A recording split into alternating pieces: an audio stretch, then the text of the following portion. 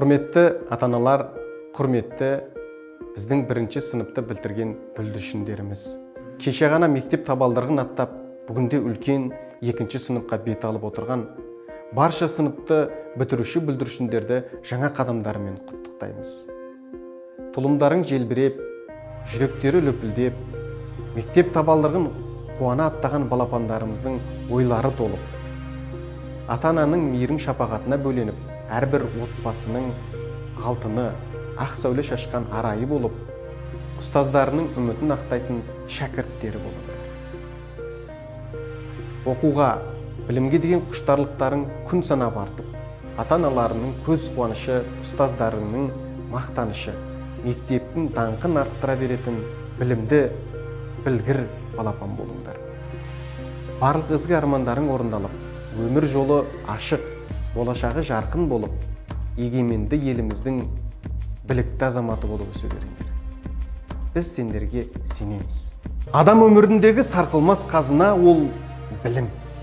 Адам баласы барлық арман мақсаттарына тек білім арқылы ғана жете алады.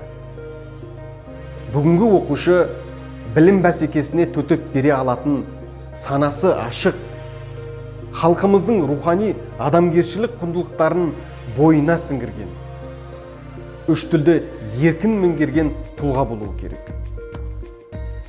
Оқушыларға сапалы білім, саналы тәрбие беруде сіздердің қолдауларыңыз, әрдайым назарларыңыз, оқу тәрбие үрдісінде қатысуларыңыз маңызды болды.